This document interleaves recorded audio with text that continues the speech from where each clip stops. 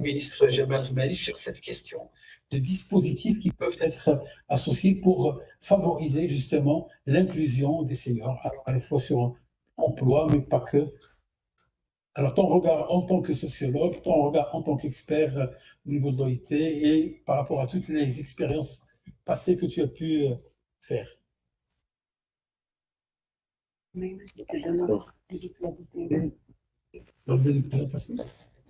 j'ai une petite présentation. Une slide. Je pense. Il va m'aider un petit peu d'introduire mon intervention. Moi, je ne suis pas expert de la matière, mais je remercie monsieur le directeur de CNR de m'avoir convié. Il faut dire, bon, j'ai une petite expérience, mais lors des dialogues sociaux, le dialogue social au Maroc qui a concerné la question de la réforme des retraites, de la Commission nationale des retraites, et في الكتيب العام ديال وزارة التشغيل كان مهم يكونوا حاضرين معنا النقابات. Les syndicats, aujourd'hui, c'était l'occasion d'avoir un autre avis. Je suivis le débat qu'il y a eu entre mon ami Sibsa et monsieur le secrétaire général du ministère du Travail concernant avec l'article, le fameux article 15. C'est vrai, il ne me pose pas de problème pour le ministère. La majorité des demandes dans le secteur privé, le ministère répond favorablement. Mais c'est un article de loi. Et je pense que le législateur ou les partis qui ont négocié en 2003 ou 2001, le fameux Code du travail, jusqu'à maintenant, non, à ce jour, qui n'a pas eu d'amendement, chacun a compté sur une vision de la chose. C'est ça la problématique. Bon, je reprends. Bon, le modèle social, bon, une semaine, j'ai beau réfléchir à la question qui est posée. La question des seniors. C'est quoi les seniors, tout d'abord? Est-ce que toutes les personnes âgées sont des seniors? Jusqu'à maintenant, j'ai fait un petit peu, on n'a pas une loi au Maroc qui définit c'est quoi une personne âgée. C'est quoi?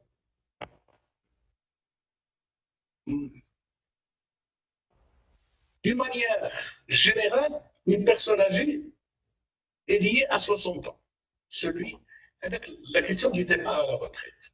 Malgré qu'aujourd'hui, le départ à la retraite dans la fonction publique, il est avancé. Au secteur privé, c'est à 60 ans. Dans d'autres secteurs, il n'y a pas de départ à la retraite. Effectivement, comme l'a dit Sebsa Al-Hayb.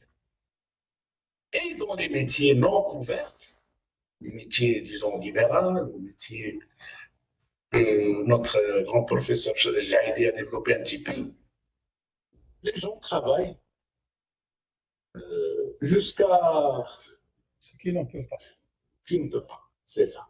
Et surtout dans l'agriculture et dans l'artisanat et d'autres. Alors, la question des seniors, il est posé surtout pour la population, je dirais, que c'est le stade un petit peu mis en exergue. Les retraités de la CNR, un petit peu. Et dans la CNSS, je pense, un petit peu. Mais c'est pas... jusqu'à maintenant, je ne sais pas si Boujoundar ou les amis du CNR ont une étude un petit peu sur le profil des retraités de la CNR. Qu'est-ce qu'ils font aujourd'hui? Qu'est-ce qu'ils font de leur retraite? Ce n'est pas en pension, de leur temps. De leur temps. Et on sait bien tous les débats houleux qu'il y a eu pour avoir, disons, avec la réforme des retraites qui a été introduite dernièrement. Alors, le modèle social répandu, comme vous le savez, les jeunes aux études, les adultes au travail et les seniors au repos. Ce modèle, les seniors au repos, est devenu plus en plus, comme on l'a vu dans les diverses interventions de la Banque mondiale ou d'autres experts éminents qui ont intervenu, est devenu, je dirais, obsolète, disons, périmé. Mais le point de vue syndical, il est toujours à l'ordre du jour. Lorsque tu discutes avec les syndicats, ils vous disent, ah non, il faut maintenir le modèle social répandu ou le modèle social euh, des années avant. L'exemple du Maroc, aujourd'hui, dans le ACP, en 2013, 24% des personnes âgées de plus de 60 ans exerçaient encore une activité professionnelle. C'est 2013. On est en 2021-2022. C'est vrai, la majorité, c'est des gens comme le dit même le ACP, c'est le milieu rural, parce qu'il n'y a pas de couverture à ce jour.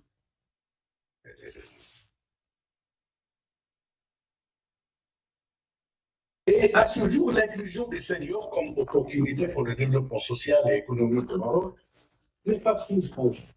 Jusqu'à maintenant, le débat n'est pas, disons, développé. Je pense que c'est la première fois, si je ne m'abuse pas, qu'il y a un débat au sein d'une institution de l'État sur la question.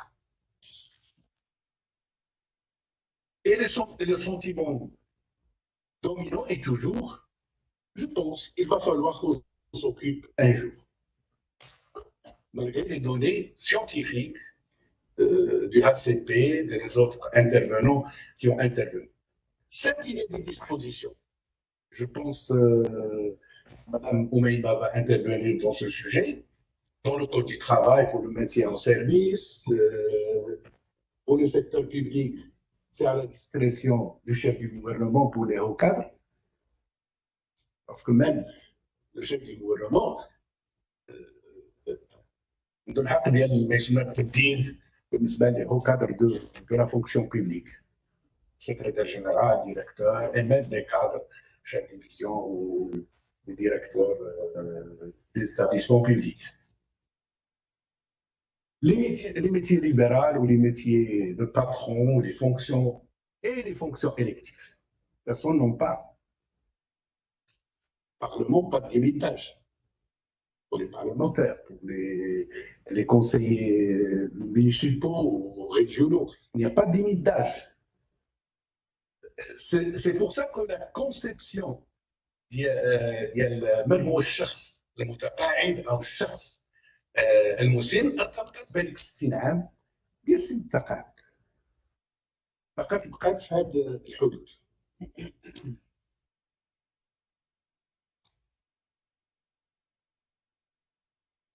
Les réflexions et les actions à ce jour se sont focalisées. On a vu l'exemple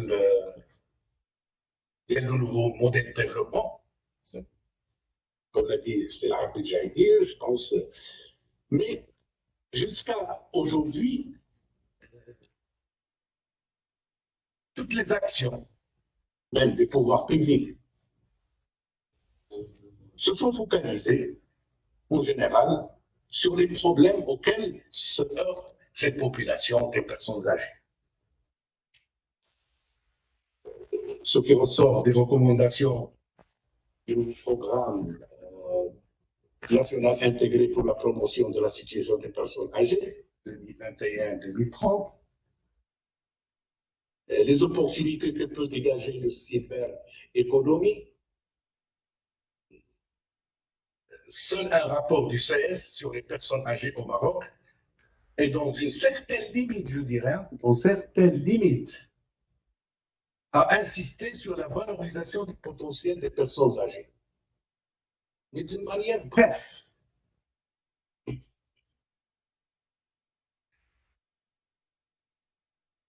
Et bien, sans doute, il ne constitue pas une catégorie homogène. La notion des personnes âgées est complexe, car il renvoie certes à l'âge de mise en retraite, comme déjà dit, mais également à la vulnérabilité de ces personnes, dont les facteurs sont multiples et divers. Ainsi, plusieurs termes sont utilisés pour désigner cette catégorie très hétérogène de personnes seniors, troisième âge, quatrième âge et aujourd'hui les seniors. Par ailleurs, on note qu'à la participation se posent encore des croyances et des représentations négatives, dans l'inconscient collectif. La représentation des personnes âgées est souvent associée à la vulnérabilité, faiblesse, perte de capacité, au détriment de ce que les personnes âgées continuent d'apporter ou pourraient apporter à la société en compétences, savoir-être et savoir-faire. Paradoxalement, j'ai assisté à beaucoup de débats avec les syndicats sur la question de la réforme de la retraite. Ils sont encore nombreux. Pas les syndicats, je n'attaque pas, mais je dirais, on est nombreux de croire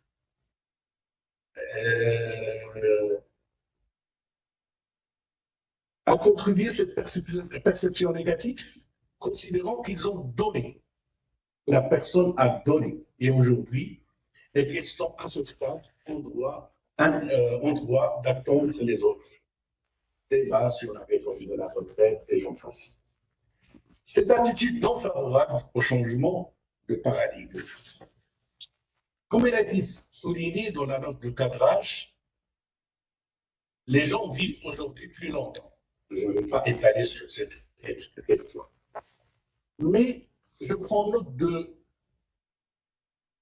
la déclaration de la seconde Assemblée mondiale sur le vieillissement de 2002 à Madrid.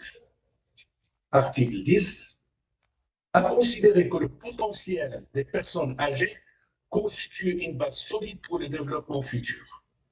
Elle insiste à la construction d'une société pour tous les âges, et c'est ça, je dirais, l'une des recommandations que je recommande, comment arriver à constituer une société pour tout âge. Elle insiste à la construction d'une société pour tous les âges, ce qui implique le développement des opportunités de travailler et la lutte contre tous les facteurs et formes d'exclusion et de discrimination à l'encontre des personnes âgées. De son côté, l'OMS souligne le rôle important de l'éducation. Aujourd'hui, il y a des médecins avec nous qui vont sans doute étaler sur la question.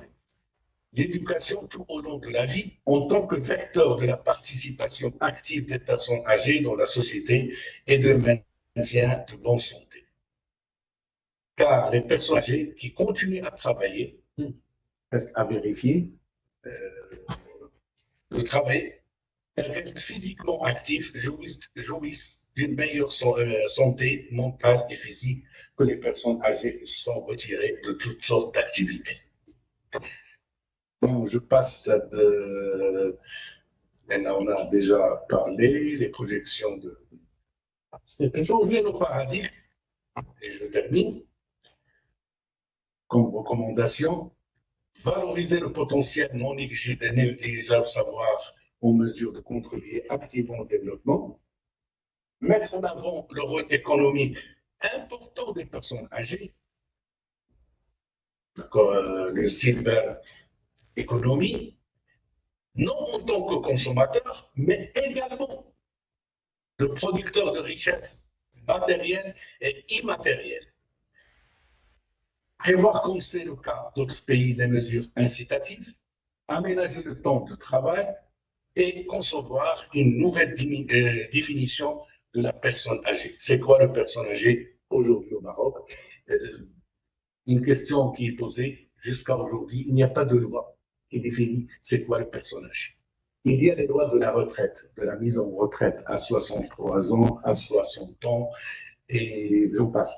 Mais il n'y a pas. C'est quoi la personne âgée aujourd'hui, vu l'évolution démographique et l'avenir qui se projette et les difficultés et c'est de porter des recommandations, je dirais, internationales et même issues de ce séminaire de, euh, de favoriser l'inclusion des seniors.